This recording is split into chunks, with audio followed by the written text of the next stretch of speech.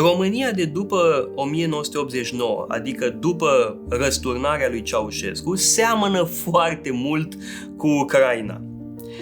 Aceeași corupție, același traseism politic, diferențe regionale foarte mari între vest și est, un partid social-democrat foarte puternic, un partid social-democrat hegemonic, aș spune, care niciodată n-a coborât sub 26%, la fel cum în Ucraina există Partidul Regiunilor, sau a existat Partidul Regiunilor, care niciodată n-a coborât sub 30%. Deci semănăm foarte mult în privința asta, în privința politicii. Și Ucraina și România a avut parte de același tip de politică.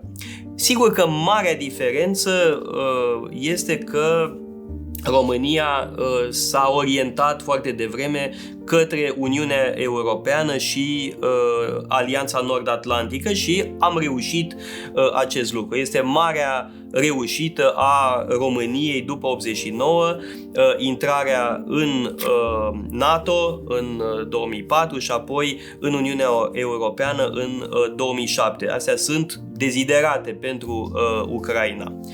Haideți să vedem care sunt figurile principale ale acestei perioade. Voi vorbi doar despre președinți.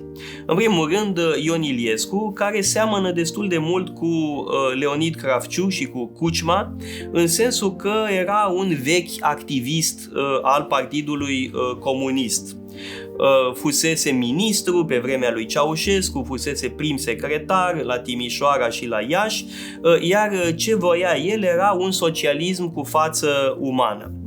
Însă s-a adaptat, a văzut dincotro bate vântul și s-a adaptat și s-a orientat și el către integrarea europeană și atlantică.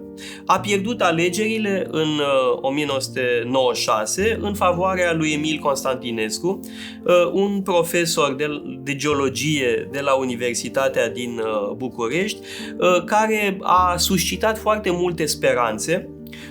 Însă dezamăgirea a fost pe măsură și nu e în întregime el de vină. Situația a fost în mare măsură de așa natură încât nu s-a mai putut prezenta la alegerile din 2000, a renunțat să se prezinte din nou în alegeri, însă în vremea lui Constantinescu a fost semnat tratatul dintre Ucraina și România în 1997. Este un tratat foarte important pentru integrarea României în NATO, care a avut loc 7 ani mai târziu.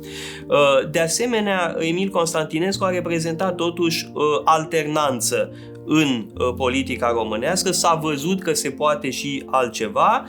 Ion Iliescu a revenit la putere în 2000 pe fondul problemelor sociale și economice până în 2004, iar a doua perioadă a lui Iliescu a fost ceva mai bună decât prima. În timp ce prima perioadă din 90 până în 96 a fost o stagnare totală, în 2004 Ion Iliescu l-a lăsat în mare măsură pe Adrian Năstase, primul lui ministru, să conducă efectiv România cu, bune și rele. Nu vreau să intru în detalii ca să nu suscit polemici. În orice caz, în acea perioadă sunt încheiate tratativele României cu Uniunea Europeană și tot în acea perioadă intră România în Alianța Nord-Atlantică.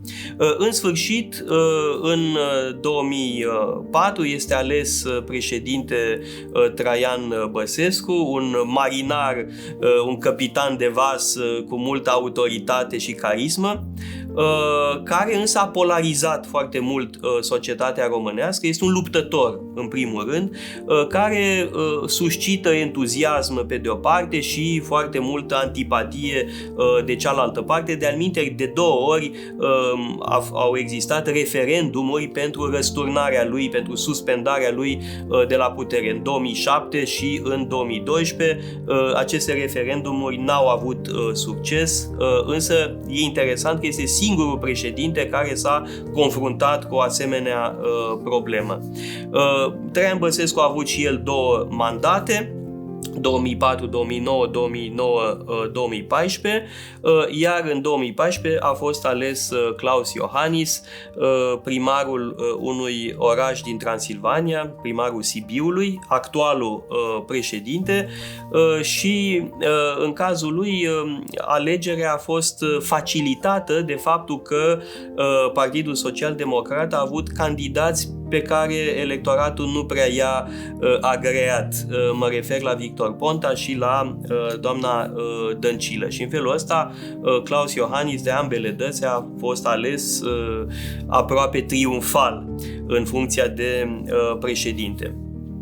Sigur, fiind eu însumi implicat în viața politică românească, există riscul să fiu puțin subiectiv sau partizan. Am încercat pe cât posibil să vă prezint lucrurile cu o anumită distanță, făcând abstracție de simpatiile sau antipatiile mele. Deci una peste alta, cu această clasă politică pe care o avem, compusă în mare măsură din impostori, corupți, mediocrități și așa mai departe, România a mers într-o direcție bună, devenind parte a Uniunii Europene, devenind parte a Alianței Nord-Atlantice.